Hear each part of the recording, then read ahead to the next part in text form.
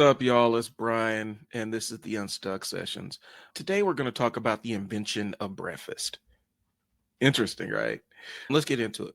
The bigger concept is I want y'all to be kind of hip to the idea of how marketing can determine things outside of just selling products. Yeah, it can sell products, but it can also shape public opinion in some very interesting and could sometimes be some insidious ways. If we look at what's going on currently, with new medical information being presented to the public and the way that it's being laundered, it's a marketing campaign. And so I figured I'd drop a video and kind of chop it up with y'all about it. All right, cool. So this is called the invention of breakfast. Okay. Now, for a long time, people would get up and just kind of eat what was left over and then go to work. Right. And so I'm not going to give you the full history of the Industrial Revolution, but the truth is, it's a marketing campaign.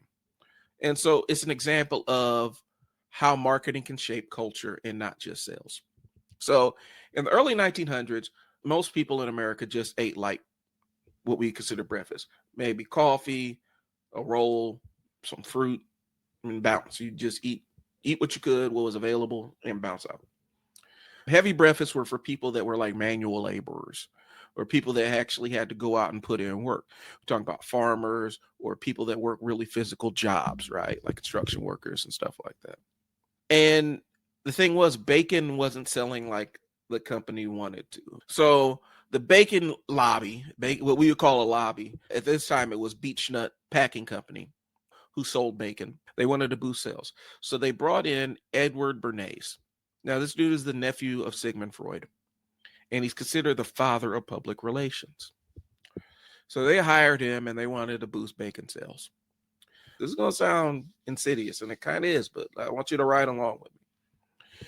So instead of just running an ad that said, hey, buy more bacon, he hired a doctor to say that bacon was part of a healthy, hearty breakfast. Okay. And then he circulated a petition to try to get 5,000 doctors to sign off on the idea that bacon and a hearty breakfast was healthier than a light breakfast. Okay. So he circulated the statement, got 5,000 doctors to co sign off on it. The next thing is he took it to the newspaper. Newspaper printed headlines. Doctors recommend hearty breakfast, bacon and eggs. It gave the impression of there was a medical consensus there. It wasn't necessarily a medical consensus. It's, I'm making a statement. Can y'all sign off on it?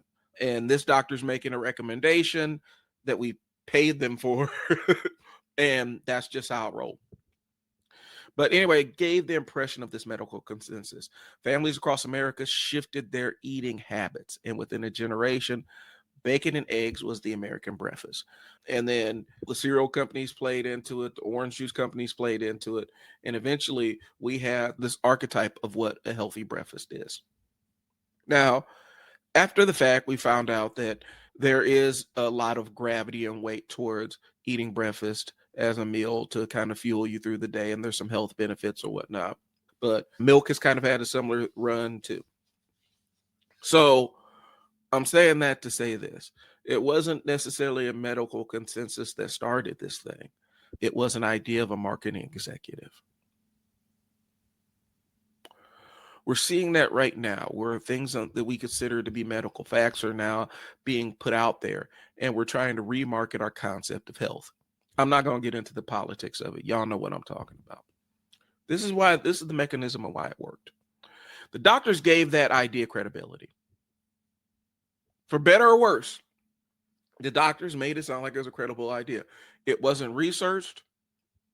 It was literally just they signed off on this petition. I know that they paid the original doctor to come out and say it. Okay.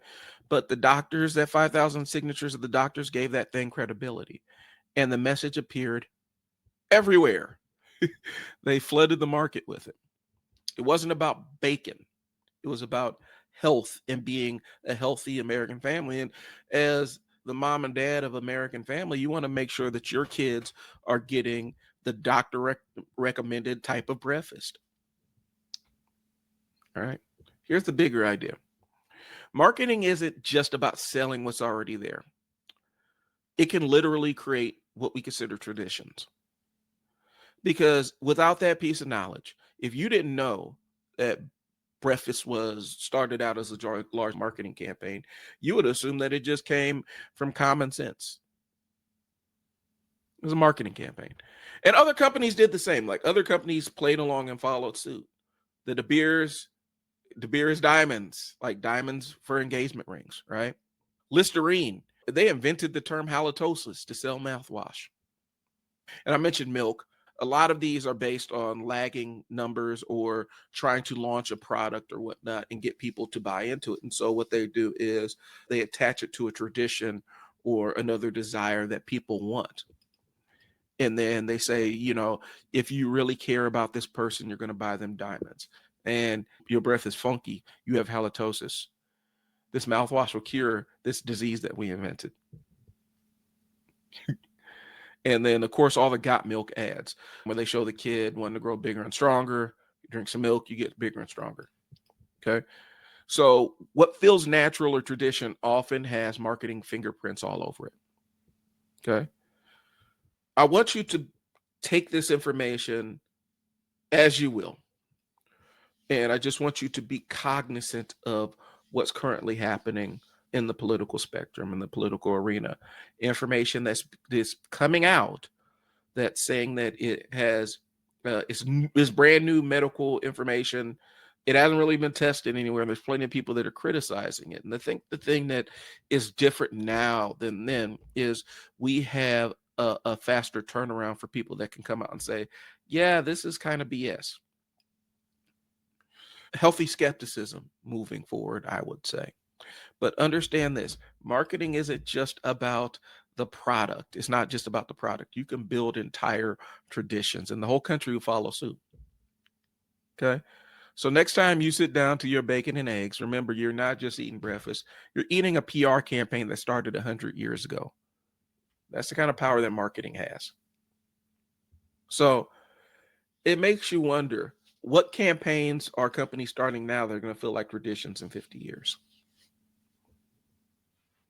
That's all I got. Hey, it's been Brian with the Unstuck sessions. I do appreciate y'all tuning in and rocking with me for this little short episode.